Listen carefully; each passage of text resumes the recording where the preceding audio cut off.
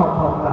আল্লাহ রাব্বুল আলামিন আমাদেরকে কিভাবে গঠন করেছে যদি আমরা একটু খেয়াল করে দেখি। সম্মানিত হাজির, তার আগে বলবো আল্লাহ রাব্বুল আলামিন এই সূরাতুর রহমানের ভিতরে একটি আয়াত 31 বার দিয়েছে। কয়বার? 31 বার দিয়েছে। নানা যখন বাড়ি থেকে বের হবে, নানি তখন বলছে তুমি যখন বাজারে যাবে আমার জন্য পান আনবে, সুপারি আনবে, সাথে কিন্তু চুনটাও নিয়ে আসো। কি নিয়ে আসবে? চুন ছাড়া কি পান ভালো লাগে? হ্যাঁ, সাথে চুনটাও নিয়ে আসো।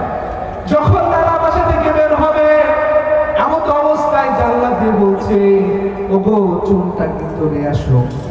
এই চুনটার কথা বারবার কি জন্য বললো? চুনটা তো ভুলে গেছে, চুন ছাড়া পান ভালো লাগে না, এই চুনটাই হলো ইম্পর্টেন্ট। ঠিক তেমনই হবে আল্লাহ রাব্বুল আলামিন আল কোরআনুল কারীমে যে আয়াতের কথা বারবার বলে বুঝতে হবে আল্লাহ রাব্বুল আলামিন সেই আয়াতটা অত্যন্ত গুরুত্ব সহকারে আমাদেরকে বলছেন। আল্লাহ রাব্বুল আলামিন সূরাতুর রহমানের একটি আয়াত 31 বার বলেন। কয়বার বলেছেন? যে আয়াতটা আমরা সূরাতুর রহমানের সাথে পরিচিত না থাকলেও এই সূরাতুর রহমানের যে আয়াত 31 বার নাযিল করেছে এই আয়াতের সাথে আমরা সকলেই সামিল। আল্লাহ রাব্বুল আলামিন সূরাতুর রহমানের ভিতরে বললেন ফাবিআইয়ি আলা'i রাব্বিকুমা তুকাযযিবান। সুবহানাল্লাহ।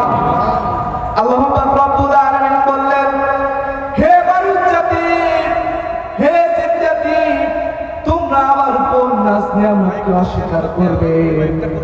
তোমরা আমার কোন নাজ নিয়ামতকে অস্বীকার করবে?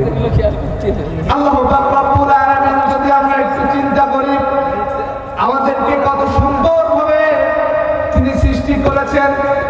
কানের জায়গায় কান দিয়েছেন, নাকের জায়গায় নাক দিয়েছেন, চোখের জায়গায় চোখ দিয়েছেন, মাথার জায়গায় মাথা দিয়েছেন, হাতের জায়গায় হাত দিয়েছেন। একটা মানুষটাকে কত সুন্দর ভাবে সৃষ্টি করেছেন। আমরা যদি একটু চিন্তা করি তাহলে বুঝতে পারবো।